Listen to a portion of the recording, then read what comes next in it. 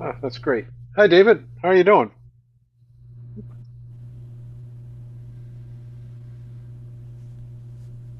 I'm not sure your mic's on. I'm checking mine, make sure it's on. No, I can hear you.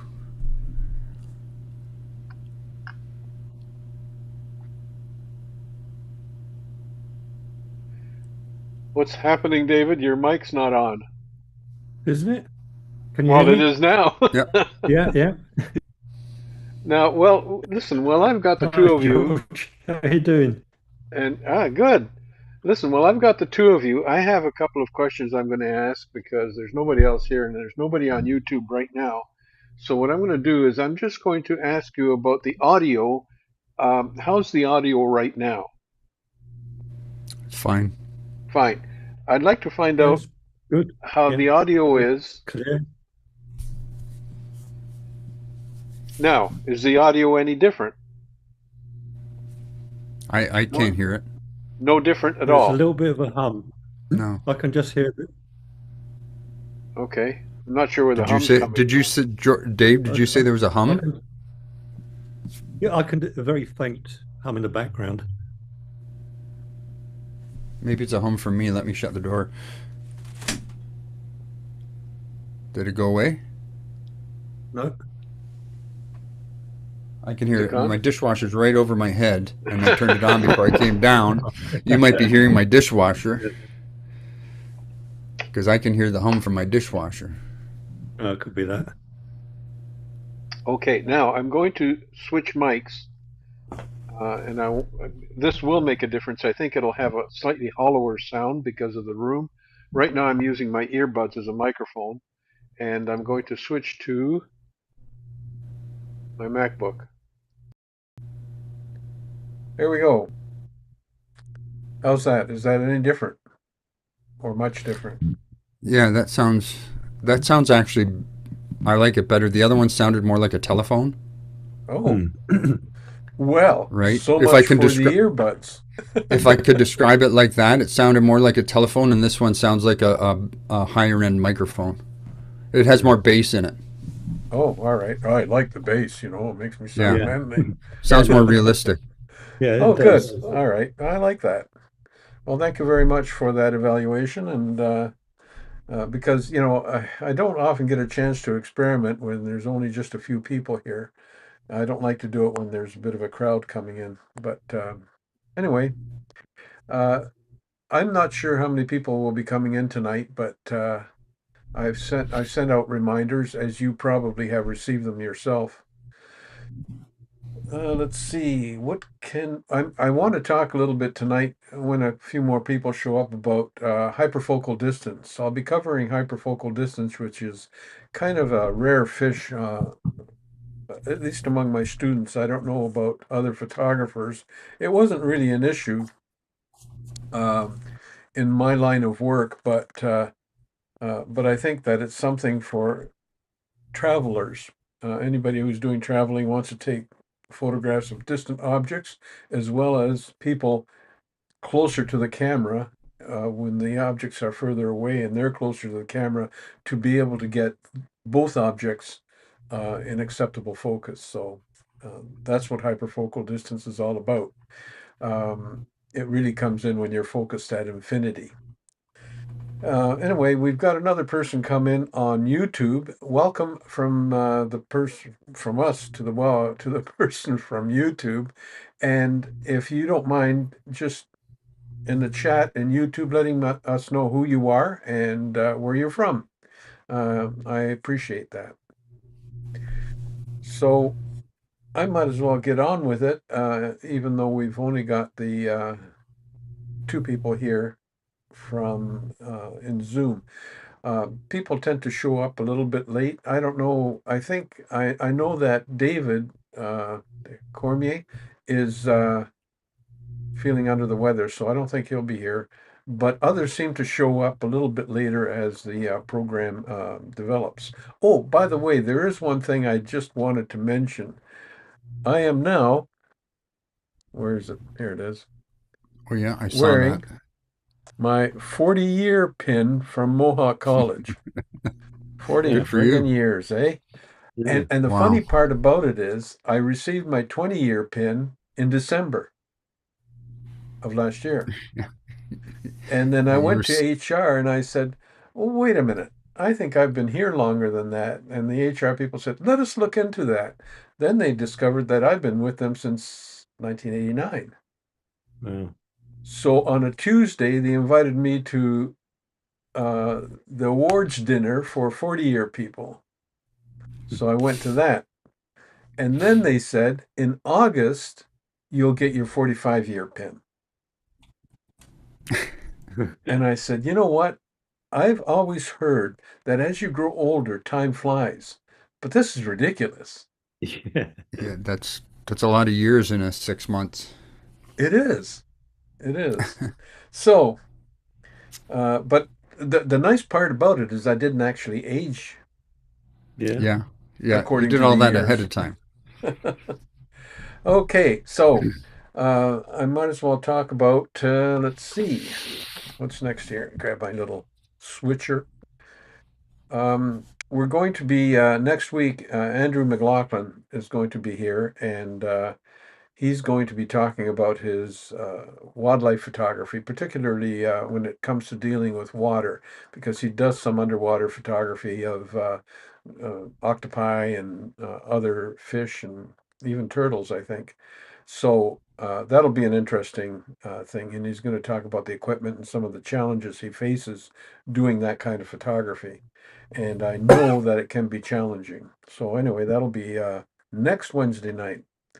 And then Scott Simmons is going to be here with us. Now I got that one right, You didn't did it. I? You did it again, George Simons. Simons? Yes, Okay. Scott Simons is going to be with us. I've got to make a note for myself to make that you did right. that last week too. I know I did. Damn. I can blame it on my rapid aging over the last few months. Sure, anything. Yeah. Okay. So Scott will be with us, and he'll be talking about his painting with light photography and some of the challenges that are in there, and how that he feels that it's not just painting with light, but it's a performance art. And I do remind a lot of my students not to forget that photography is not just photography, it is an art. It just so happens we don't use paint, we use light. And so I'm sure Scott will remind us of that. But that's the reason I tell all my students, if you're going to publish a photograph on social media, sign it, because it is your art. And I know that artists who, paint it with oils and watercolors and pastels and all of those things, they produce some really, really bad art and they still sign it. Whereas we produce some beautiful photography and never sign it. So, the credit should go where it belongs, to the photographer. It is an art form, after all. Even when I was doing a lot of commercial work and product photography and, photography and processes and factories and so on. Yeah, we didn't get to sign those, but then that's a whole different story. But whenever you do photography for pleasure and it's good photography, and I don't care whether it's macro photography, landscape photography, or you're photographing models or you're photographing whatever, if you think it's good enough to post, it's good enough to sign. So sign it. Okay, that gets rid of that little problem.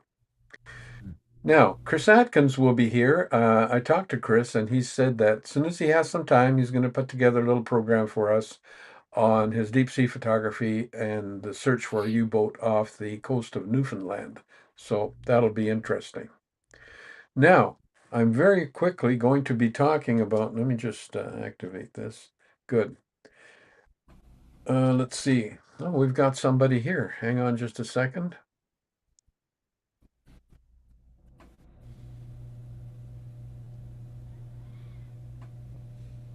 Oh, okay. So Scott doesn't have a Zoom link for today. Okay, Scott. Thanks for chiming in. Um, what I'm going to talk about today is going to be hyperfocal distance. Let me just switch to the next. There we go. So the hyperfocal distance law is an interesting law, and it's based on focusing at infinity. What happens when you focus at infinity to your depth of field? And to make this really simple, is when you focus on infinity, if you refocus on the hyperfocal point, you'll gain half the hyperfocal distance and depth of field. Now, let's break that down. And the simplest way I break it down for the students is that when you focus on an object, you know you have depth of field behind that object and in front of that object in both directions. However, when you focus at infinity, you do have depth of field in front of infinity.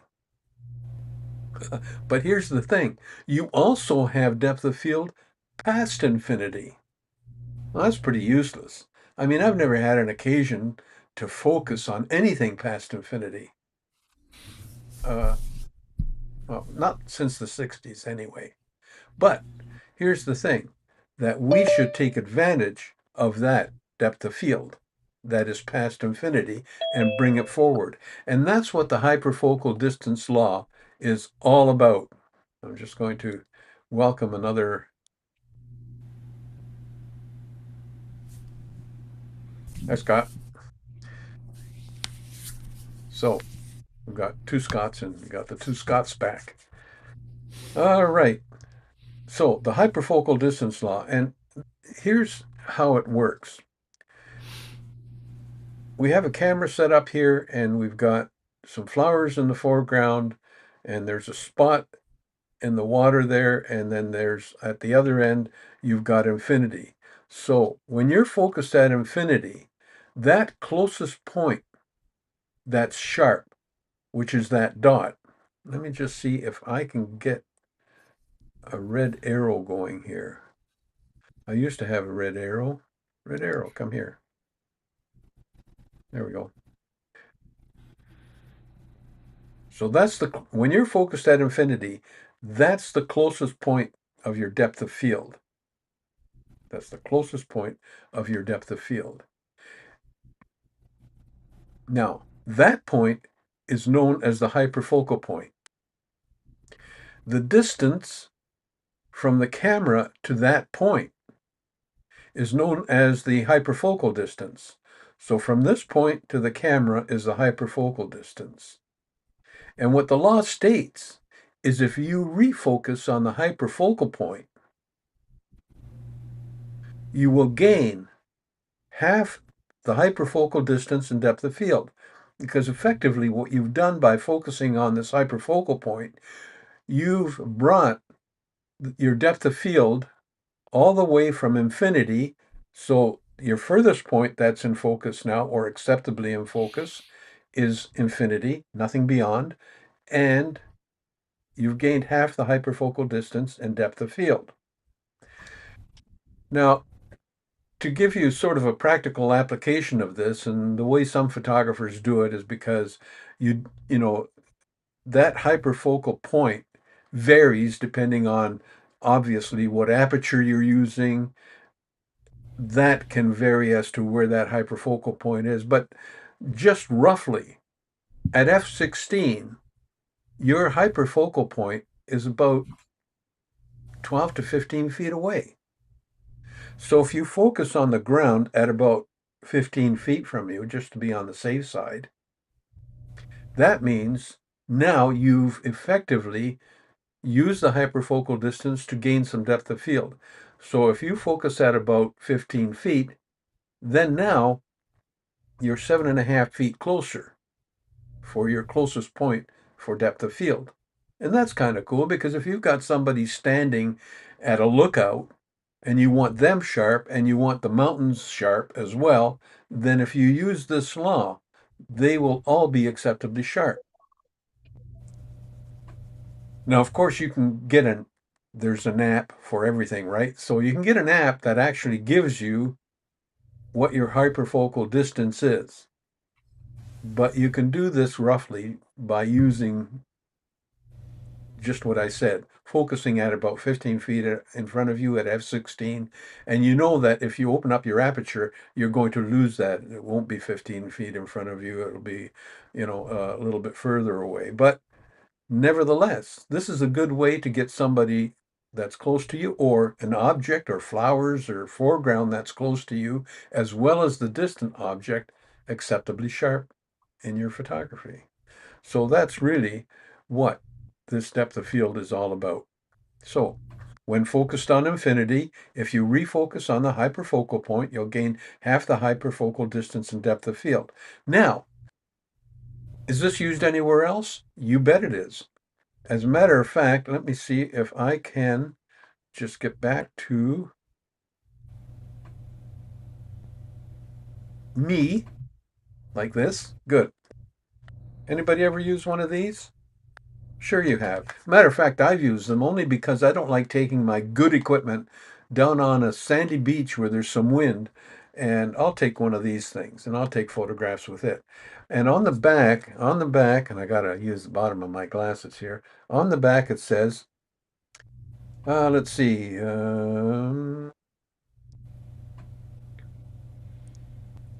make sure you are at least 4 feet from the subject. Make sure you're at least 4 feet from the subject. Well, they're using the hyperfocal distance law. So if the closest point is 4 feet from you, how far is your hyperfocal point? It's at 8 feet. So this camera is actually focused sharp at 8 feet.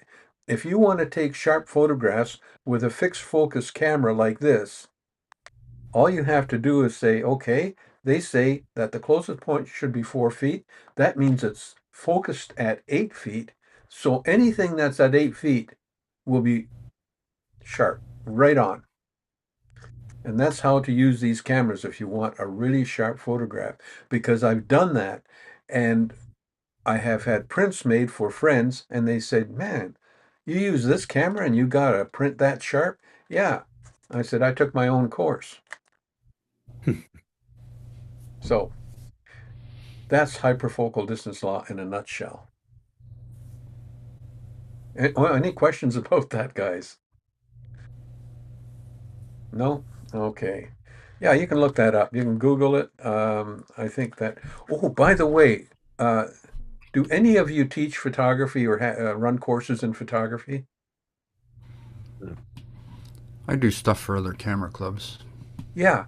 Yeah. Well, I've come onto a website, and I'm going to share it with you because this website is one of those things that, where you say, geez, this is fantastic. I should have done this. Well, but I didn't. I don't know how many of you ever had inspirations like that where you come up with an idea and you say, it'd be a good idea if we did this or that, and you don't do it. And then 6 months later, somebody does it and you say, I thought of that and I should have done it. But anyway, didn't. So here is the website. I'm going to put it into the chat here. Okay.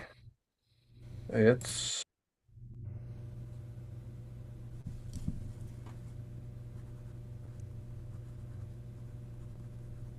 gotta make sure I spell it right.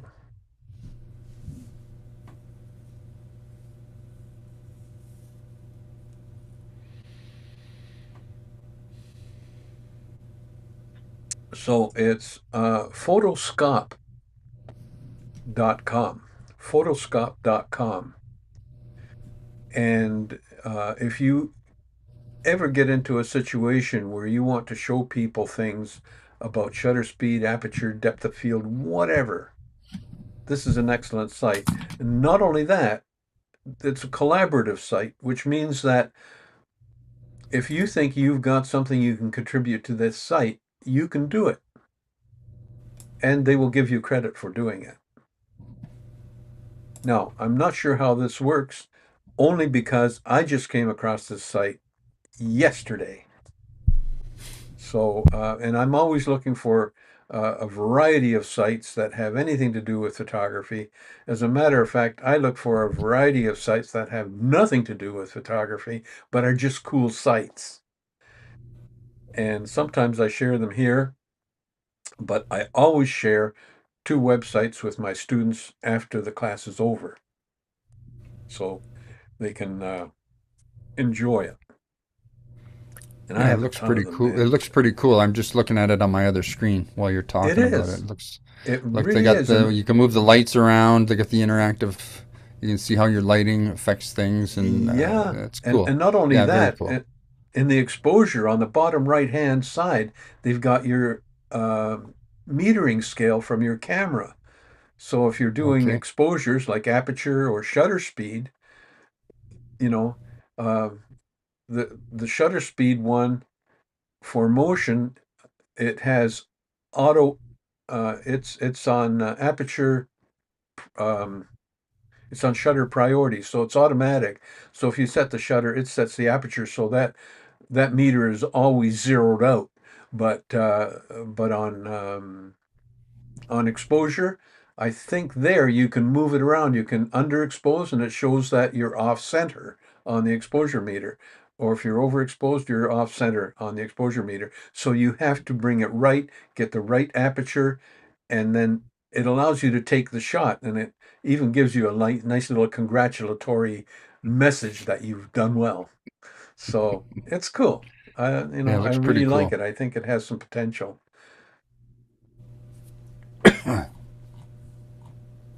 Yeah, neat. So, let's see. What do we have? That's all I have to offer for tonight. But David, do you have anything? Yeah, I Yeah. did. I was looking at some old photos at Niagara Falls. Um, I, I've only done like four of them. I can just bear with me. And I made the mistake of not signing them.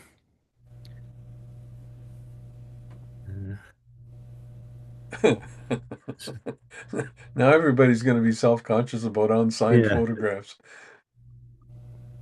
Um, right. Bear with me.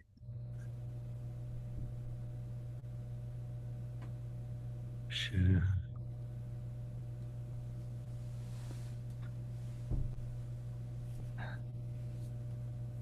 Okay, I got that. Let me just go to.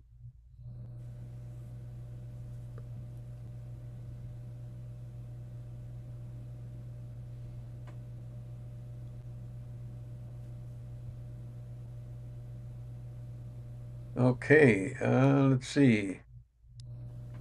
I'm not getting what I should be getting here. Not sure why. That's my shot from last week. Yeah, I know. There we Oh, go. You got it? Yeah, that's now not let the me one just. that's on the brink, is it? Yeah. Th- Can you see it? Uh, Yeah, Yeah. yeah. Well, this was taken in 2009, where it was right. in fairly good condition. Um, it was December, January. It was like minus 20. Thing I remember most was this coach load or bus load of Chinese visitors came in skimpy little clothes, and they must have been absolutely frozen solid because I was out for a couple of minutes and then having to go back in.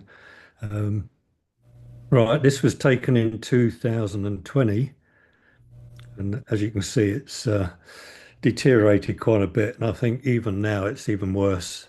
There's virtually nothing left of it, and it's heading towards the edge, and it's going to disappear fairly soon. This was at July, I think I took that one.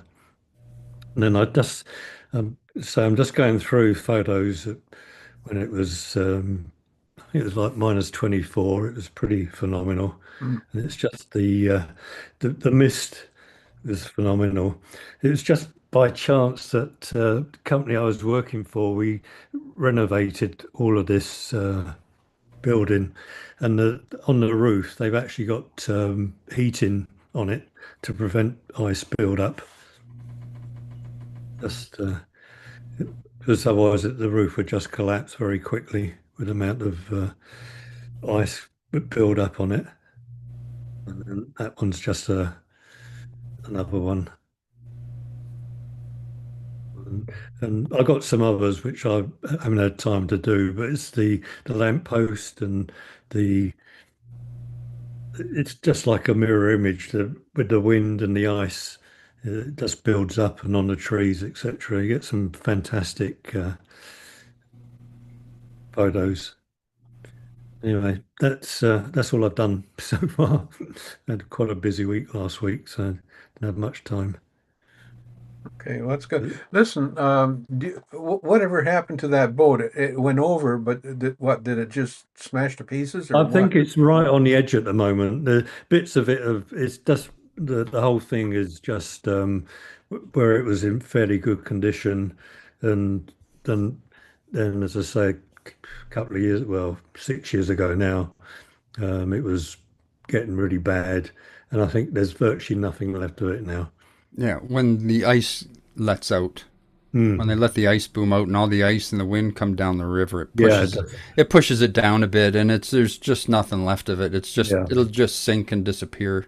yeah, Yeah, there's not much there. It's not near the brink, but every few years or few months, whatever, yeah. it moves a bit closer. But I can't see it really going over the edge because it'll just turn to plate steel and lay on Mm. the bottom, right? Yeah, Actually, there was one more. This one I thought was quite hysterical because I forget what the name of the guy is, but it looks like he's got a wig on, just again, and he's got a bright white nose, cold nose. Oh, that was pretty funny. Just, but yeah, you can see the build-up of the mist and everything. It's just crazy. It's interesting. Anyway, yeah. that's my little. It's Yeah, people don't realize how much builds up down there. Oh yeah, as I say, we worked on the building there. We replaced all the boilers and to redo the whole roof, lay new pipes down because it's literally heated all through the winter. Yeah, it has to be. At one time, it's still a copper roof, but at one time they'd replaced the copper roof before they Mm. put heating underneath, and they sent somebody up there to get the ice off, and they used an ice pick, Oh God. and they poked holes through the whole roof, and Yeah. they had to do repairs, and oh, that was a big deal. My buddy works for the Parks Commission, Oh right. Yeah. and The other thing which I found amazing was the mechanical room, which is on the roof. yeah, It's, they drawing in all this air through the sides through the vents. I've never seen so many spiders. We went in there. We had to go with a broom and brush our way through because it was just phenomenal. Everywhere. They must have been having a life of luxury with the amount of bugs it was bringing in. That there's some pretty big spiders up there. yeah. Well fed. okay. So now, um, Scott S., do you have anything that you want to show or share? Well, what would you like to see? Well, I'd like to. I don't want to get into painting with light, but you had some water drop photography that was Oh pretty yeah, outstanding. yes, yeah, I became obsessed with that. Right. So what's let me think of the best way to do this. If I bring up Are you on a Mac or a PC? PC. Okay. So if I'll open the folder, and I can use just the regular Windows player, right? Yeah, exactly. And then when we share the screen, um, you'll see some of the stuff here, Yeah. right? See what opens up. There we go. Okay. Oh, I got to share first before I Yeah. expand it. Share. and we'll see how it fits into my presentation here. There we go. Can you see that? Yeah, that's Yep. good. Oh, Yeah, it's very good. Yeah, so I have a setup in my basement. I don't have it set up now. I set it up every once in a while when I get the urge. Let's put it that way. And this, I believe, I don't know if I think this was, I think I did this past winter. I usually set it up after Christmas and get obsessed and do it every day for a few hours a day, and then get sick of it, and then take it all down and put it in the closet for another few years, and then get it out. Yeah, it's a timer. There's two flashes in behind that shoot into plexiglass, and so you're really getting the reflection, right? The reflection is like a skipping stone. It's bouncing off the light, the surface of the water. So I have a timer. It's a stop shot. STOP SHOT. There's a whole bunch of different ones. That's the one I went with because there was only two at the time, and that's the one I liked, and I knew some people who had one and they raved about it, so I went with that one. And then now you can go there and buy a kit, and the timer and the whole the eyes and everything else, and but when I did it, you had to buy everything separate. And it's out of the States, and but it still works great. So I'm just trying to describe it as much. So what it is, if you're not familiar with what it really is, it's 2 drops of water that come down. There are 10 milliseconds, a tenth of a second apart. There's another one. Approximately 1/10 of a second apart. And the first one sends this part up, right? If you can see my cursor there, it creates the ripples and sends I call it like a spout or a spigot up. And the second one will hit if there's anything above it and create a whatever kind of shape. Sometimes it's a cone, sometimes it's a cup. You know, lots of different variations. I'm more particular or more partial to the umbrella kind of shape, right? And so yeah, I play around with that a lot, and you get all different kinds, you know. Sometimes there's lots of splashes all around, so there's a fair bit of spotting afterwards, getting the bits out. But sometimes I'll leave like this here, just for interest, right? And this one here just ready to go in, and one went in already. So yeah, it took me awfully long time to get it to this point where it's nice, it looks good, it's the way I want it. It took, oh my God, it took me many, many, many years to work it out. But it's like riding a bike. When I got back into it, boom, it took a little time. And then I dialed it in, and I was getting decent results. Everybody asked me, what do you put in the water? The only thing in the water is a bit of jet dry, and it's very little. Jet dry, you know, the stuff you put in your dishwasher, the rinse agent. It just makes, I don't know the technical term. It makes the water stretch a bit and stay together a bit more. Yeah, the jet dry is a surfactant, isn't it? Yeah. So it has something to do with the viscosity, right, of the and the surface tension and that kind of stuff. So it really, I'm trying to give you different shapes and different colors.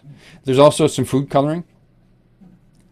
Like in this case, the green is coming from the water in the tray. So it splashes up, and then it becomes fairly transparent.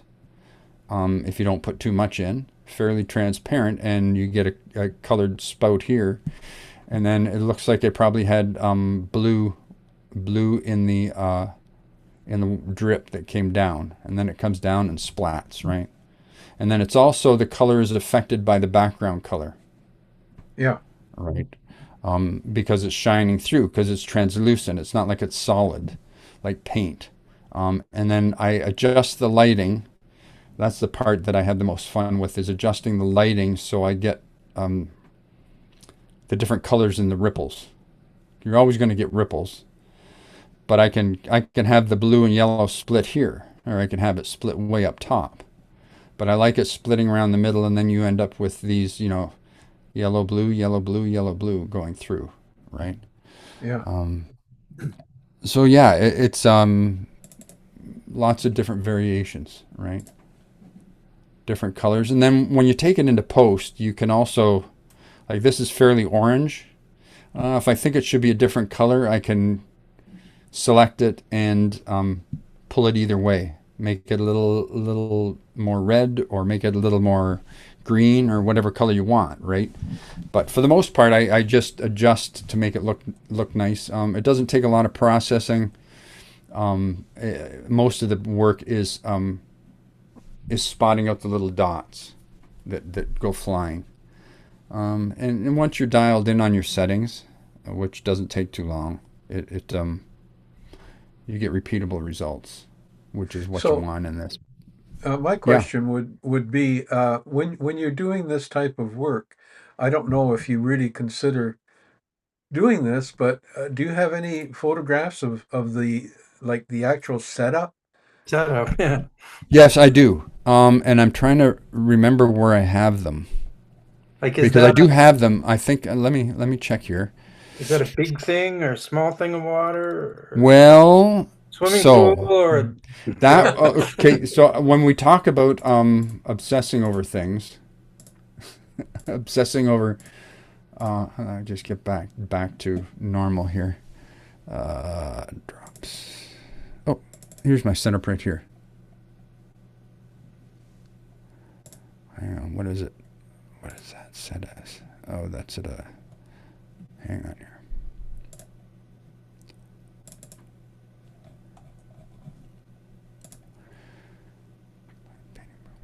Drop JPEG. That's what I want right there. Drop JPEGs. So here is. There's the setup there. Okay. It's part of the setup. I've done this as part of a program, actually. So I'm picking bits out of the program here. So here's the two pieces of plexiglass, and in behind them there's two flashes. This is a boot tray. Okay, from the dollar store. Well, the $2 store. I think it cost me $2. In the bottom of a boot tray, there's a pattern, right, to keep your boots slightly out of the water. It's about 1/8 of an inch thick, high or more. Well, so to get rid of that, because it will show up through the water, there's a piece of plexiglass, this white stuff, a bigger piece sitting right in the tray, and then to make it black, I put it all in a garbage bag. Okay. So then because this is what the tray looks like, right? You got these ridges to keep your boots out of the water. Actually, this is the whole entire setup, right? You can see it a bit better. And there's the timer. I don't put the timer here because you have to push the buttons to set it all off, and if you do, you get ripples in your water. These are the little gels I put on the flash, right, to change the colors. And there it is going off there. Relative size, right? There's your jet dry, your two flashes in the back, and that's it, like a couple inches tall. This is to get bubbles out of the water after you shoot. For your next shot, you get the bubbles out. Some food coloring. I found a place in the falls now where I can get bulk food coloring, or big containers, like 1/2 liter of food coloring, which is quite nice when that happens. If I got from behind, this is more of the setup from behind. It's 2 sheets of 1/8 inch sign grade plexiglass. Okay, and then I just tape filters on it. 2 portable flashes, and they're wired together, and they're triggered by that timer. The timer drops the 2 drops and fires the flash, and the size of the drop, the time between the two drops, and the delay from when the drops drop and the flash fires is all programmable. And that's what gives you your variation in shape. Huh. So yeah, What is the it's shutter speed? pardon me. What is the shutter speed, So Scott? the shutter speed, you're on bulb. Okay, Okay. cool. So without getting too technical, because I don't know everybody's technical ability, the technical, the shutter speed technically is the T1 time of your flashes. Yeah, Because you're shooting in basic near darkness, just enough light so you don't move and kill yourself and trip over everything. So your flashes are set. I set these. They're older Nikon flashes that aren't compatible with my stuff anymore, and I bought them used, and I use. So I have them both at 1/8 power. At 1/8 power, their shutter speed is effectively around between 5 and 10 thousandths of a second. yep, I think it's somewhere close to 7 or 8. It's right near the middle. If you go to a quarter of a power, the flash duration is too long, and some of those drips and drops you see on the sides, they start to turn into sausages.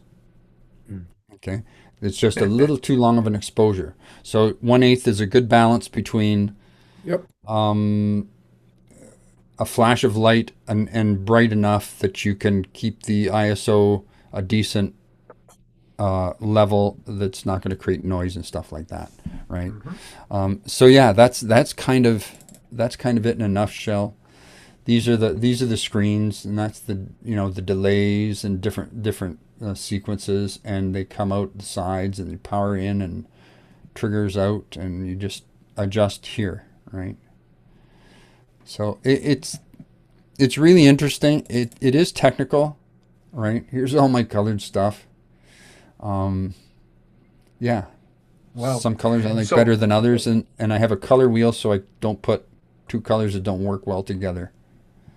Those are the yeah. filters on your flash, those colors. Yeah, these is what I tape on my flash. That gives you the effect. Huh. Yep. Yeah, because a lot of people think I put that in Photoshop afterwards. So, okay, no, I'm not that. Nobody's that good, right? It's got to be when you pull the trigger and take the shot, and then you can tweak the colors a bit. You can make this blue a little lighter blue or a little darker blue, but I'm probably not gonna change that blue to pink, right? I can just put on something a little more pink looking. Kind of cooler than Photoshop anyway.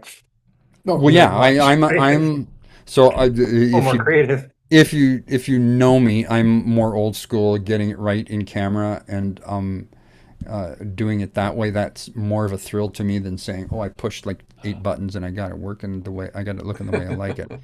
Yeah. That's just the way I was brought up, and through photography, I've been doing it for probably close to 50 years.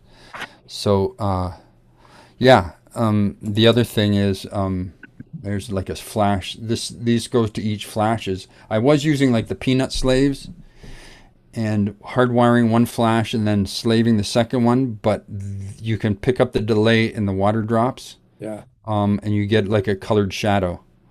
So they both have to be wired in, and they will both fire at precisely exactly the same time.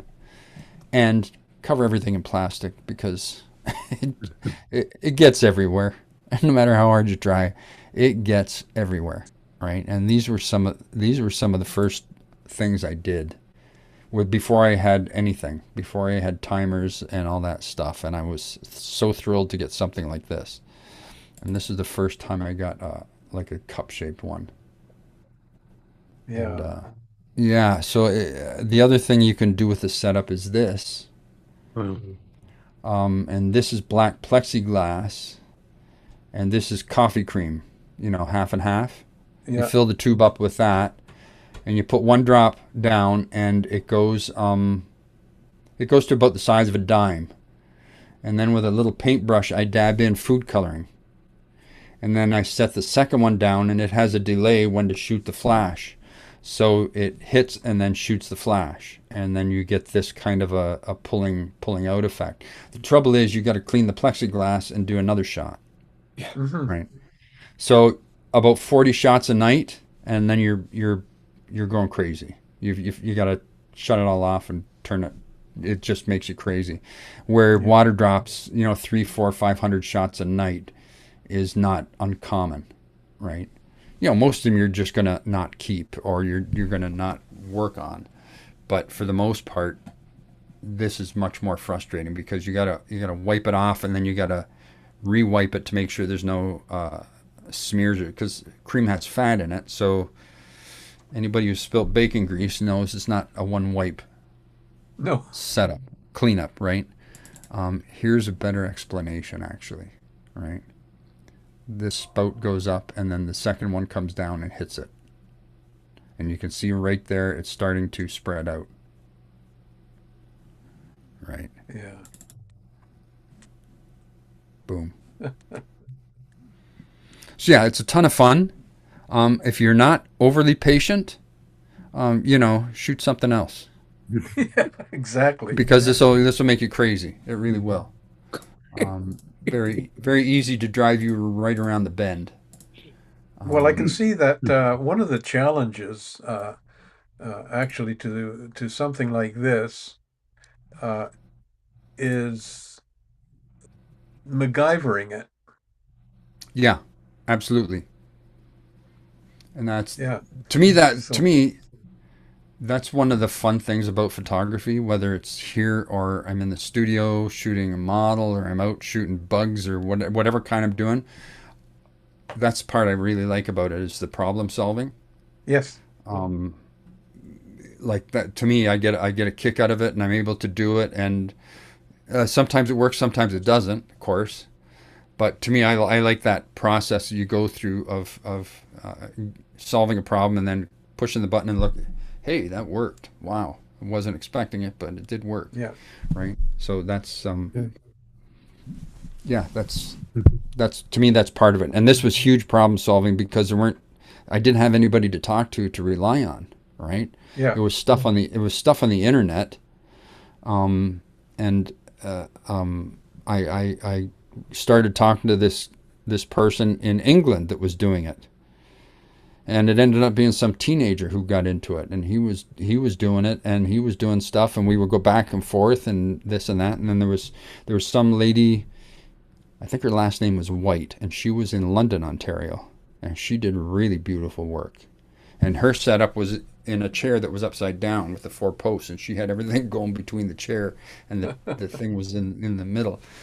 So yeah, everybody had different ways of coming up, and there was some engineering guy and that seemed to over-engineer everything, and he was in Germany, and he had beautiful work. Yeah.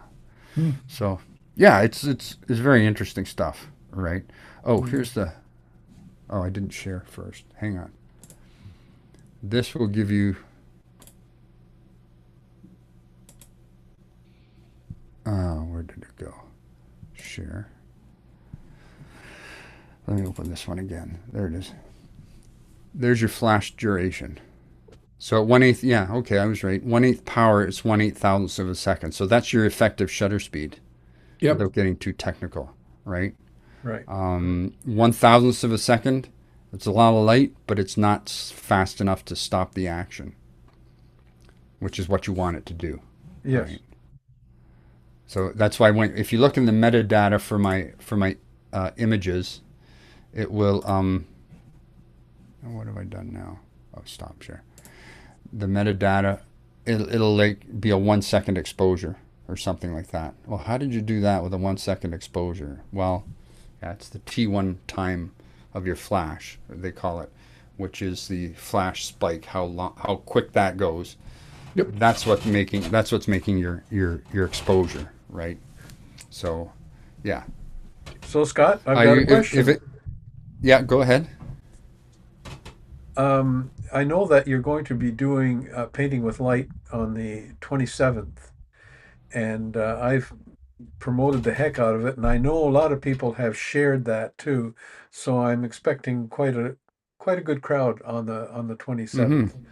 Um, and my question is, and I don't want to put you on the spot because there's not enough people here to really put you on the spot, but how do you feel about doing the same thing with what you just did on a different night?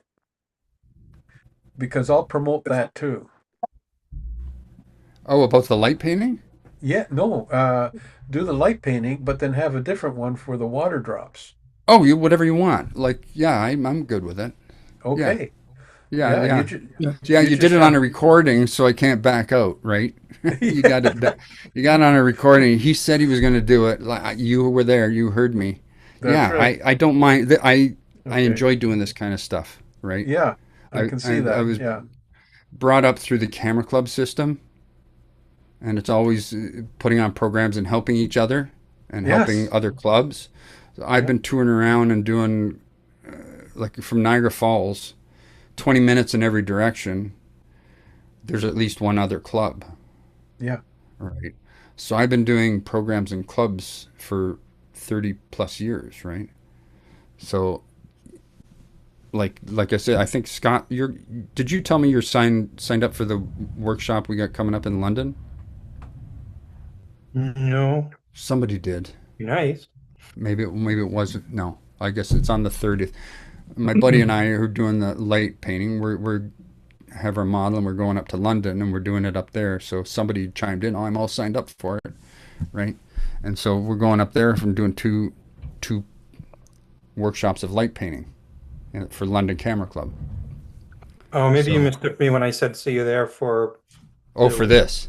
for the 24th one. Oh, okay. I But I thought you did say meant see you there. It's just see something. you there. I thought you meant the London one. Anyways, that's fine. But yeah, so we're going to be doing it up there. So that's what we do. It's what I like to do, right? So why not? Good. Okay. Yeah. Okay. So you want? So Yeah. This all these here. I've got like about 40 images that I run through all the equipment and then examples mhm. for the. That was the real quick version, but it'll be something similar to that for the if we do something at night, one night on a Wednesday night. Yeah. That's fine. Well, what I Yeah. liked about that, sort of preview presentation you just gave us was that you did take photographs of the setup, the equipment, even a close up, and when you wired your flashes.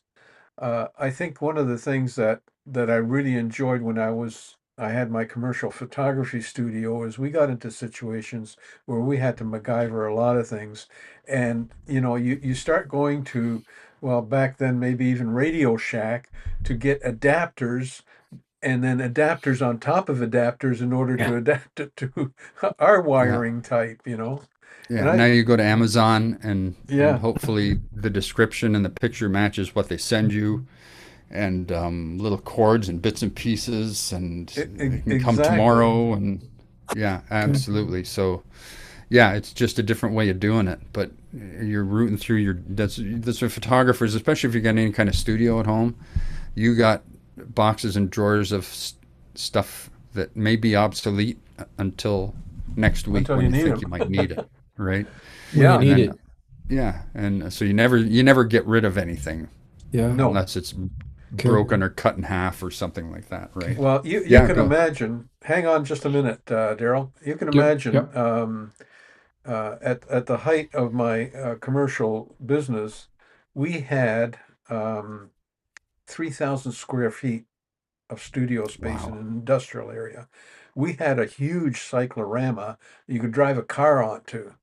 Matter of fact, we were the roll up the rim for Tim Hortons. We were the first ones to shoot the bikes and the cars. So, That's going uh, back. and, and can you imagine the number of props that we shelved and categorized? I mean, we had rocks, we had all kinds of stuff that that we gathered. And then when I got rid of the studio, how much of it do you keep? Do I have a garage big enough to hold this stuff? Yeah. And do I really need it? And so I had a lot at the house. We had an old century home, so with a garage, so I kept a lot of it. Then we moved to a condo. Man, it was hard to throw out some of that stuff. And some of it I gave to my student photographers from Mohawk because I was teaching by then. Yeah, But people don't realize how much stuff you need yeah, for, it's more than just lights and some umbrellas and soft boxes, it is right? way Like more. I've got a spare bedroom down here that I turned into a studio, But I've Yeah. got the storage room that you saw some of these pictures from has a lot of stuff for my studio. And up Yeah. in the rafters, I've got backgrounds, rolled paper on the rafters, Yeah. and the closet. I've got like 6 or 8 cloth ones, and then I've got other ones hanging up, like the printed ones, backgrounds, and you just get this stuff, and once you get it, you never ever get rid of it. Like I'll never get rid of it until I get rid of the house and don't have any Right. room, like you said. Yeah. You're always gonna the day you get rid of it, the next day is when you need it, Yeah, right? exactly. But and the kind of deal I made, some of you know, uh, photojournalist here in Brantford, Brian Thompson. And when I started closing down the studio, I knew he had a small studio. So I said to Brian, because I had like, you know, 15, 16 rolls of seamless. And the way I stored the seamless so that they wouldn't go oval shaped is that I had a large plywood box on the ceiling in the studio, and there were 15-foot ceilings. And from that, every 6 inches, there was a rope with a dowel at the bottom. So you turn the dowel and put the seamless on, and then turn the dowel so it was across, and then you'd lower it onto that. And so they were all hanging there perfectly. And I said to him, I said, listen, do you want these? And he said, well, how much do you want? I said, I don't want anything for them, but I'll tell you something. If I ever want to use one, I'd like you to be able to say, yeah, here, take it, and then bring it back. So made that kind of a deal. He Yeah, became my storage in effect, but I've I've never got really gone back to him. I've got two from somebody who went through a divorce, lost his house. He's in an apartment. Not a lot of room for a 10-foot seamless No, roll in an apartment. So I've got two of them here, a white one and a black one. And I've used them several times, but same thing. If I ever need them, I'll come and get them. Yeah, okay. Well, he probably yeah, never will, but yeah, whatever. exactly. I've got them. Yeah. Okay, So well, listen, Scott, thank you very much for that brief presentation. And we can call that sort of a preview of what you might present in water drop photography and talk about it. A lot of times people have asked me, what are they dropping into the water to do that? And little do they know it's water. So, yeah, it's just more water. yeah. More water, and you can put other stuff in. Like there's some of the gums and the Mhm. thickeners and that, but they're not nice and clear. All right, Yeah. they leave, so you have to filter them through cheesecloth and Yeah. filter them through coffee filters, and it's like that's too much work. Yeah. What about Jet something like dry glycerin? glycerin. I've tried glycerin too. Yeah, Yeah. yeah, Okay. all kinds Well, of I'm stuff. sure I'm sure you've tried everything Yeah, pretty well. yeah. Yeah. Okay. Well, thanks. Now, I know Daryl was going to say something, so I'm going to get back to Daryl. Okay, Scott, holy smoke. I came in late and I'm really sorry that I did now, because that looked wonderful. Um, the thing that I missed though was the camera setup. I assume you're using some kind of a macro lens arrangement. Good point. K- Yeah. Okay. Um, I'm And looking. I'm looking to see if I got any pictures, but okay. it's. Go ahead. Um, on a sturdy tripod, fairly close to the setup. So Eh, yeah, go ahead. go on. No, Go on. Tell me I what you tend to did, jump please. in. I tend to jump in when something pops into my head. So it's a 200 macro. Yep. Okay. So you're back far enough that you're not getting splashed. You can't do it with 100. Yeah. Well, you can do it once with 100, Right. and then you'll have water and jet dry and food coloring on the front of your lens, Yeah. right? So I shoot dragonflies and butterflies in the summer with the 200. So I have the 200. So I'm a good arm's length away Okay. from the actual drop, at hmm least, hmm maybe a little more. And I just frame it so the top edge is the back edge of the tray. Yep. Okay. Yep. And the bottom edge, you try and keep it between the two lips because you don't want to be shooting. You don't want to be shooting on a sharp angle. You want to No, be you want a shooting shallow. on a shallow angle, and Yeah. you've got to make sure you're above the front lip and below the back lip, Right. So you need. right? Right. So you So it's need very the. precise. Right. So you need the 200 then because Yeah, you need it yeah, squeezed down a little bit. that's Yeah. right. And Yeah. so Yeah. what I didn't show, I don't know if I have a picture of it. I'm Have you got looking. a I don't. camera setup shot? No, no. Okay. It's a camera on a tripod with a longer lens, right? It's Yeah. you know, Yeah. Okay. what it is I have a thread with a little piece of wire, almost like a twist tie, and it's twisted up into like just twisted, and then I gaffer tape it to the nozzle, the nozzle of the tube that drips the water, and I Yep. put a piece of tape on it and I hang it down so it's just touching the water.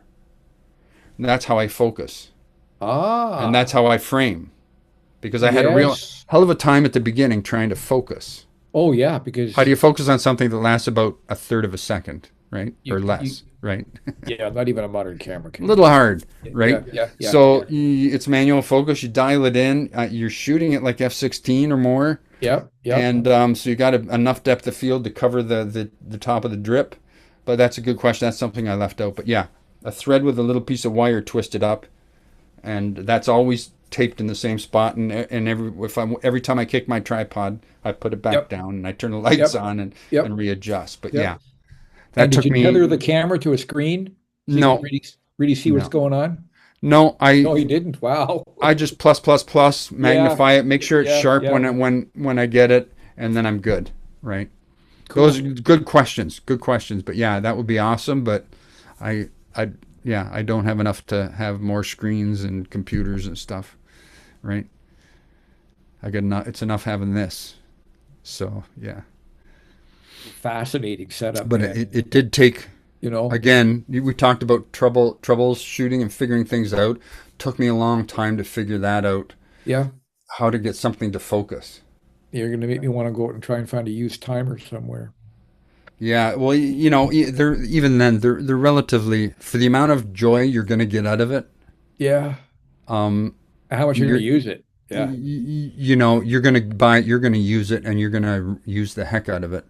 Okay. Whatever they're charging you for it, it's worth it because it lasts you for years. And you know, there's a bunch of different ones out there. Yeah. I'm sure there are. Thank you very much. Oh, you're welcome. You're welcome. Yeah, thanks, Scott. We've kind of got to our 8 o'clock mark. I'm going to call it a night, and I don't know if Scott R. you had anything that you wanted to show us, but maybe we can Not do this time around. that. Okay, good. Um, Okay. Next week, we're going to have Andrew with the wildlife photography and some underwater stuff that he does. So I'm looking forward to that. And the week after that, on the 27th, we've got Scott back with painting with light, and I'm so looking forward to that. And I'm going to ask you guys if if you share the not the YouTube, but the YouTube link. You can share that too.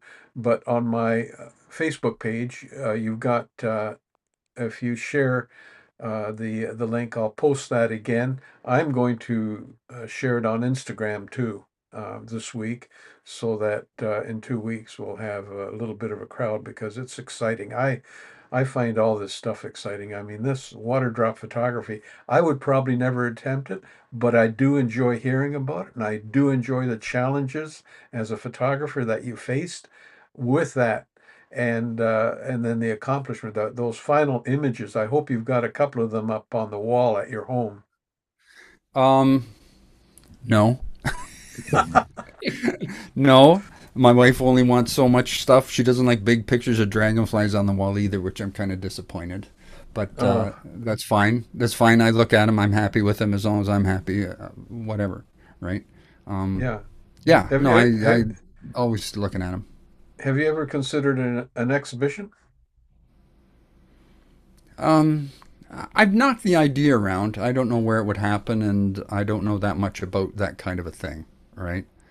Yeah. Um, I have had some metal prints, not metal, metallic prints made of them, Right. of the water drops, for different competitions and things we've done, and they look really good in metallic Yeah. paper. Yeah. Yeah. What size? Um, 16 by 20, or maybe a little Yeah. less, right Okay. in that bracket there. Decent size. Yeah, yeah, and it really looks good because the metallic is very sharp, Yes. and it's also you get the nice shine and everything else with them. You don't want to do portraits or flowers and stuff with No. metallic paper, but Yeah. anything like that with reflections and stuff from metallic paper, they just right. Yeah. They're really cool. I Yeah, know that here in Brantford, for example, there were a few coffee shops that would put up yeah. photographs and paintings of local artists, and they had a price on them. They sold too. Mm-hmm. Yeah, we used to have that till Tim Hortons came in, and we don't. Tim Hortons doesn't want anything but advertising in their coffee shops, How right? to do a Mulberry coffee shop or something on James North in Hamilton, or just do a display at Art Crawl, which is every second Tuesday of every month all summer. Yeah, yeah, I've seen that on the James news. North is closed, and yeah, Yeah, it looks pretty cool. Yeah. yeah. There was a good photographer there last week with it was all music photography, but Hmm. Oh yeah, yeah. yeah, punk bands, but from way back, like Iggy and Ramones and stuff Mm-hmm. like that. Yeah, Yeah. Just Okay, gentlemen. more s- more stuff on the to-do list, right? Yeah, yeah. absolutely. Art Crawl's a good one. Absolutely. Well, listen, I really appreciate the fact that you guys showed up. And I know there were a couple of people in and out on YouTube a couple of times. So that's encouraging.